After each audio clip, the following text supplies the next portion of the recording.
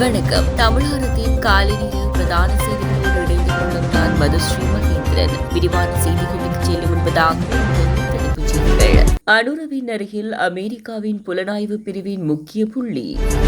சண்முகதாசனை எதிர்த்த அனுரவின் தலைவர் உடைக்கப்படும் மர்ம முடிச்சுக்கள். வடக்கு தமிழம்பிக்கள் சோற்றில் உப்பு போட்டு சாப்பிடுவதில்லை சாடும் அரியநேத்திரன்.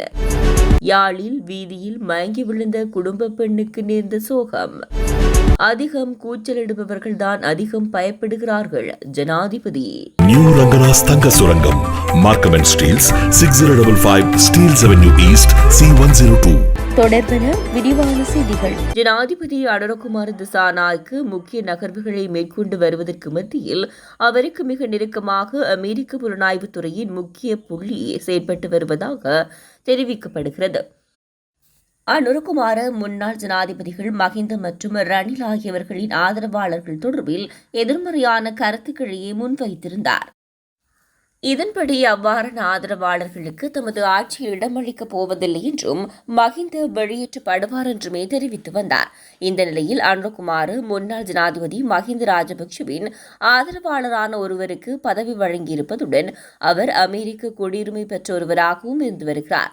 மேலும் அவர் அமெரிக்காவின் புலனாய்வு பிரிவில் இருந்து ஜனாதிபதி அனுரவை கவனித்து வருவதாகவும் தெரிவிக்கப்படுகிறது. 1965 ரோகண விஜயவீரவினால் ஒரு சிறிய அமைப்பாக தொடங்கப்பட்ட ஜேவிபி தரப்பானது இன்று நாட்டு அரசியலில் செல்வாக்கு செலுத்தக்கூடிய நன்கு ஒழுங்கமைக்கப்பட்ட கட்சியாக மாற்றம் பெற்றுள்ளது.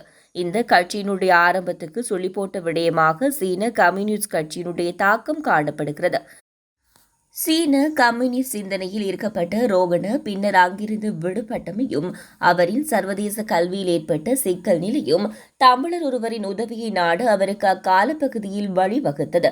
எனினும் பிற்பாலத்தில் அந்த அரசியல் கொள்கைகள் ஏற்பட்ட பிளவு என்பது ரோகணவை ஒரு புதிய தலைமை பதவிக்கு கொண்டு சென்றது. எனினும் சீன கம்யூனிஸ்ட் கட்சியிலிருந்து பிளவுபட்ட ரோகண விஜயவீர தான் சந்தித்த தமிழரை கட்சி கொள்கையின் அடிப்படையில் எதிர்த்தமையும் ஜேவிபியின் முக்கிய வரலாறுகளில் ஒன்றாக பார்க்கப்படுகிறது. தேசிய மக்கள் சக்தி அரசாங்கத்தில் உள்ள வடக்கு தமிழ் எம்பிக்கள் சோற்றில் உப்பு போட்டு சாப்பிடுவதில்லை, அதனாலேயே ஆணையரவு உப்பளம் பெயர் மாற்றப்பட்டுள்ளதாக தமிழ் தேசிய கூட்டமைப்பின் முன்னாள் நாடாளுமன்ற உறுப்பினர் பாரியநேத்திரன் தெரிவித்துள்ளார். நேற்றைய தினம் ஆணையரவு உப்பளத்தில் உப்பு உற்பத்தி ஆரம்பிக்கப்பட்டமை தொடர்பில் கருத்து வெளியிட்ட போதே அவர் இதனை தெரிவித்துள்ளார். இது தொடர்பில் அவர் மேலும் கருத்து தெரிவிக்கையில், சோறு உண்ணும் போது உப்பு போட்டு உண்ணாத வடமாகாண தேசிய மக்கள் சக்தி தமிழ் நாடாளுமன்ற உறுப்பினர்களுக்கு இது சமர்ப்பணம். மீளமைக்கப்பட்ட ஆணையரவு உப்பளத்தில் உப்பு உற்பத்தி ஆரம்பிக்கப்பட்டுள்ளது.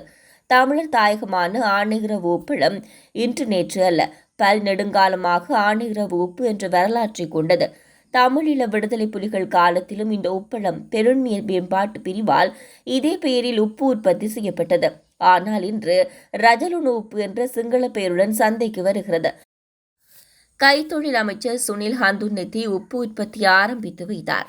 அன்றைய ஆணையரவு உப்பு தான் இன்று ரஜலுணு என பெயர் மாற்றம் பெற்றது.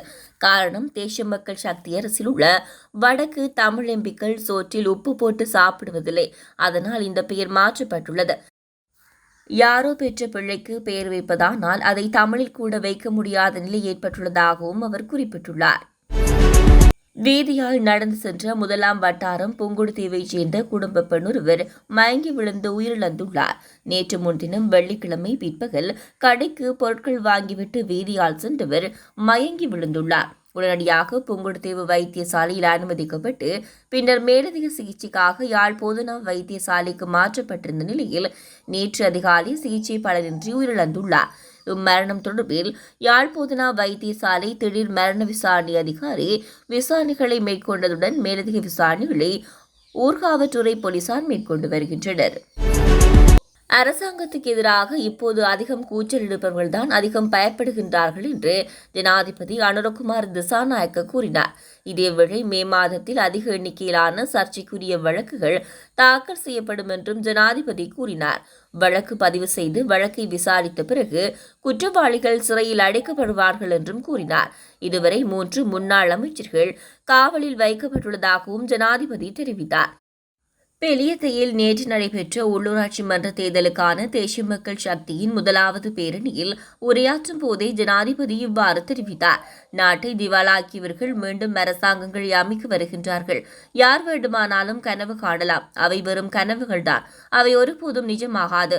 3 முதல் 4 ஆண்டுகளில் பிராந்தியத்தில் மிக குறைந்த மின்சார கட்டணங்களை கொண்ட நாடாக இலங்கை மாறும் என்றும் ஜனாதிபதி கூறினார். இத்துடன் தமிழாரத்தின் காலை நேர பிரதான செய்திகள் நிறைவடைகின்றன. தமிழாரம் செய்திகளை யூடியூப் சேனல் வழியாக பார்வையிட முடிவதுடன் www.tamilaram.news என்ற இணையதளம் மூலமாகவும் பார்வையிட முடியும். தொடர்ந்தும் தமிழாரம் செய்திகளோடு இணைந்திருங்கள். வணக்கம். SS Brothers Trends Grand Opening and Mega Sale. Canada மண்ணில் தமிழர்களின் மத்தியில் ஆண்களின் நவநாகரிக ஆடைகளின் தெரிவாக 8/2/2025 அன்று இம்மாதம் சனிக்கிழமை மார்னிங் சைட் அவென்யூ யூனிட் 9 கோலாகலமாக திறந்து வைக்கப்பட இருக்கின்றது SS Brothers Trends.